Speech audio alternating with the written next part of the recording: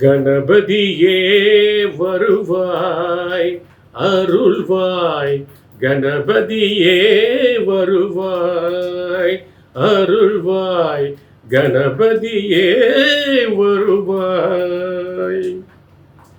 கோடான கோடி தமிழ் மக்கள் அனைவருக்குமே பிரம்மசக்தி சித்தர் வாக்கு ஜோதிடர் கோடான கோடி நமஸ்காரங்களை உங்கள் அனைவருக்குமே தெரிவித்துக் கொள்கிறேன். எல்லாரும் எப்படி இருக்கீங்க? சீரும் சிறப்புமாக சகல யோகங்களும் சகல செல்வங்களும் சகல சௌபாக்கியங்களும் பெற்று சிறந்த உயர்ந்த வாழ்க்கை எல்லாரும் வாழ வேண்டும். சரிங்களா? இப்ப இறைவனுடைய வரமாக, இறைவன் தந்த வரமாக வார பலன்கள். ஒவ்வொரு நாளும் இறைவன் தந்த அருள், இறைவன் தந்த வரம், இறைவன் தந்த வரத்தினால் ஏற்படுகின்ற இந்த வார பலன்கள் ஒவ்வொருவருக்கும் சிறப்பான யோகத்தோடு உங்கள் வாழ்க்கை இந்த வாரம் தொடங்குகின்ற வாரம் தெய்வீக தன்மை கொண்ட எப்படிப்பட்ட இறைவனால் அருளப்படுகின்ற பல யோகங்கள் என்பதை தெளிவாக பார்க்கலாம். இந்த வார பலன்கள் என்பது எந்த தேதி என்றால் 15/9/2025 முதல் 21/9/2025 வரை இருக்கக்கூடிய வார பலன்கள். நேர்களே, இதற்குரிய தமிழ் தேதி என்பது ஆவணி 30 முதல் புரட்டாசி 5 வரை. ஆவணி 30 முதல் புரட்டாசி 5 வரை. பொதுவாக இந்த வார பலன்களில் ஒவ்வொரு நாளுக்குரிய சிறப்பு அம்சங்கள், கிரக அமைப்புகளை சரியாக கணிந்து உங்கள் கடந்த கால பிரச்சனைகள் என்ன, இப்போ நடக்க போகின்ற பிரச்சனைகள் என்ன, இந்த பிரச்சனைகள் எந்த அளவுக்கு சரியாக போகின்றது, புதிய புதிய யோகங்கள் என்னென்ன ஏற்பட போகின்றது, உங்கள் பிரச்சனைகள், உங்கள் குடும்ப பிரச்சனைகள் எல்லாம் எப்படி சரியாக போகின்றது, குடும்பத்தில் சிலருக்கு என்ன பிரச்சனைகள் உருவாக போகின்றது, சிலருக்கு என்னென்ன யோகங்கள் ஏற்பட போகின்றது, தொழில் விருத்திகள் யாருக்கு எப்படியெல்லாம் நல்ல யோகங்கள் ஏற்பட போகின்றது என்பதையும் தெளிவாக பார்க்கப்படுகின்றோம். உங்கள் பிரச்சனைக்குரிய வழிபாட்டுக்குரிய தெய்வ வழிபாட்டுக்குரிய பரிகாரங்களையும் இங்கே தெளிவாக உங்களுக்கு சொல்லப்பட போகின்றது. அதை கொஞ்சம் டிக் பண்ணாமல் பாருங்கள். நல்ல விஷயங்கள் உங்களுக்காக காத்துக்கொண்டு இருக்கிறது இந்த நிகழ்ச்சியின் மூலம். பொதுவாக நீங்கள்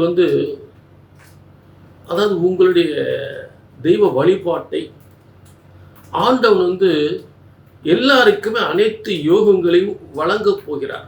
இந்த வாரம் வழங்கப் போகிறார். நீங்கள் செய்ய வேண்டியது ஆச்சார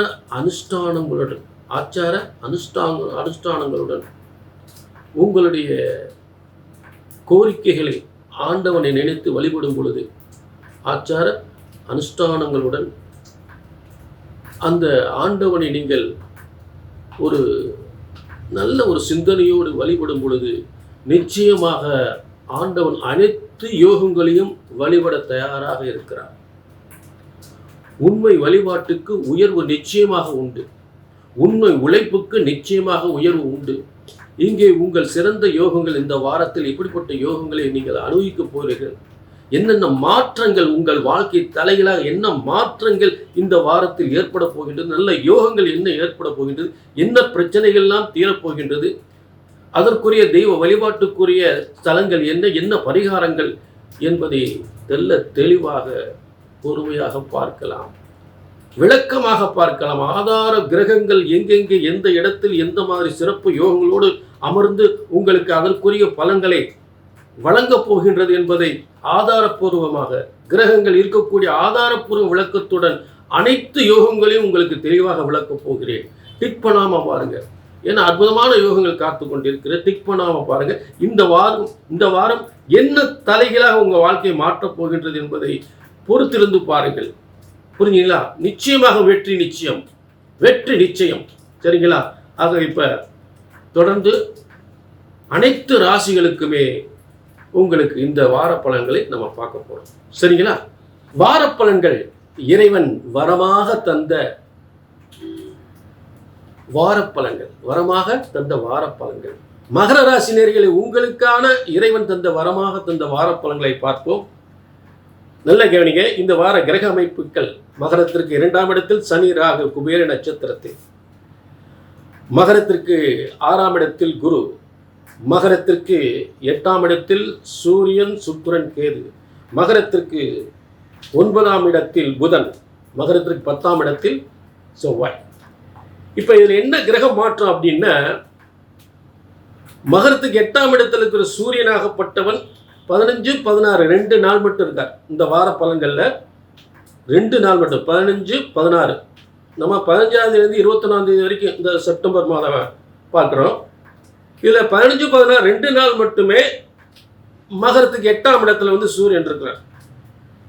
அப்போ அதாவது 17ஆம் தேதி 17/9/2025 8ஆம் இடத்திலிருந்து 9ஆம் இடத்துக்கு போறார். தன்னுடைய சுய நட்சத்திரத்தில் வர்க்கோத்தமம் பெற்று போகிறார். அங்க ஏற்கனவே என்ன இருக்கு? புதன் ஆட்சி உச்சம் பெற்று இருக்கிறார். ஆக ஆட்சி உச்சம் பெற்று இருக்கிறார். அப்ப மகரத்திற்கு அந்த ஏற்கனவே வந்து இருக்கக்கூடிய புதனாகப்பட்டவன் ஆட்சி உச்சம் பெற்று எங்க இருக்கிறாரு? பாக்கியஸ்தானத்தில், திரிகோணஸ்தானம். அந்த திரிகோணஸ்தானத்தில் உலகத்தில் உள்ள அனைவரையுமே நல்ல முன்னணிக்கு வரக்கூடிய, பிரபலமாக்கக்கூடிய உங்கள் தொழில்கள், முன்னேற்றங்கள், உங்கள் திறமைகள் அனைத்தும் முன்னேற்றம் பெறுகின்ற ஒரு சூரியன், அந்த முன்னேற்றம் தருகின்ற ஒரு சூரியனாகப்பட்டவன், அனைத்து யோகங்களை தரக்கூடிய சூரியனாகப்பட்டவன் புதனோடு சேரும் பொழுது, புதன் அதாவது பாக்கியஸ்தானத்தில், திரிகோணத்தினுடைய உச்சஸ்தானம், திரிகோணத்தினுடைய உச்சஸ்தானம்.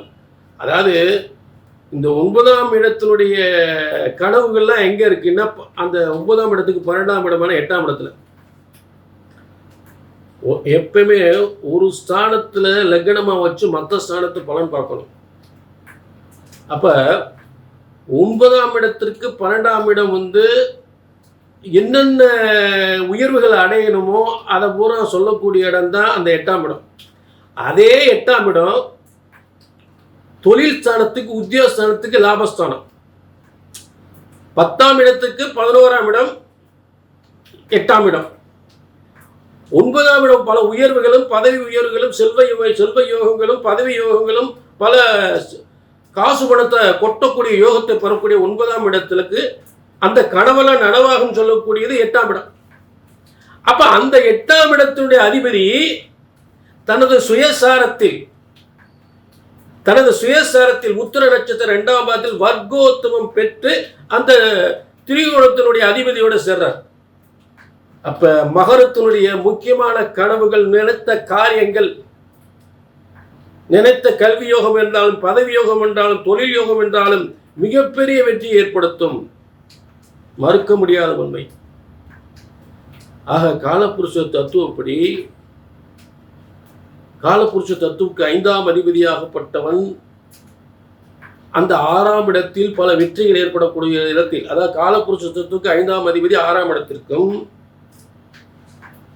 அதே போல மகர ராசிக்கு 8ஆம் அதிபதி 9ஆம் இடத்திற்கும் ஒரு சிறப்பான யோகம், நல்ல முன்னேற்றம். மகர ராசி சரியான முன்னேற்றம், ஒரு சரியான கிரக மாற்றம். இந்த வாரம் இறைவன் வரமாக தந்த அற்புதமான யோகம். அடுத்து மகர ராசிக்கு 10ஆம் இடத்துல வந்து 4-11 செவ்வாய் எங்க உட்கார்ந்துருக்காரு? 10ஆம் இடத்துல உட்கார்ந்துருக்காரு. அப்ப சில விஷயங்கள், உங்க தொழில் விஷயங்கள், சில விஷயங்கள் வந்து கொஞ்சம் பயணத்தினாலும், சகோதரர்கள் நன்மைகளாலும், சகோதரர்கள் அணுகுமுறையினால சில பிரச்சனை நல்லபடியாக முடியலாம். இல்லை உறவுகள், அக்கம் பக்கம் இருக்கக்கூடிய உறவுகளால் நல்லபடியாக முடியலாம். சிலர் வந்து அக்கம் பக்கத்தில் இருக்கக்கூடியவர்களால் சில பிரச்சனை முடியறதுக்கு வாய்ப்பு கொடுக்கும். சகோதரர்களாலும் நல்ல பிரச்சனைகள் முடியறதுக்கு வாய்ப்பு இருக்கு. பயணத்தால் சில பிரச்சனை நல்லபடியாக முடியறதுக்கு வாய்ப்புகள் கொடுக்கும். ஏன்னா இடம், வீடு, வாசல் சம்பந்தப்பட்ட பிரச்சனைகள், பல பயணத்தின் மூலம் ஏற்படுகிற பிரச்சனை தான் வெற்றி தரக்கூடிய குருவின் பார்வையில். பூமியார் செவ்வாய் குருவின் பார்வையில் இருக்கார். குருவின் பார்வையில் செவ்வாய், அதான் ரொம்ப முக்கியம். 4-11 வீடு, வாசல், இடம், சகோதரர், இந்த இருவர்கள் மூலம் நன்மையில் ஏற்படுத்தக்கூடிய குரு பார்வையில் இருக்கிறார். குரு மிதுனத்திலிருந்து துலாத்தில் இருக்கக்கூடிய செவ்வாய் பார்த்துட்டே இருக்கார். ஆக அதுவும் சிறப்பான யோகம். புரிஞ்சுட்டீங்களா? ஆக மகர ராசினர்களே, இந்த வாரம் இறைவன் வரமாக அற்புதமான ஒரு மாற்றத்தை ஏற்படுத்தி இருக்கிறார். அதில் எந்தவித மாற்றமும் இல்லை.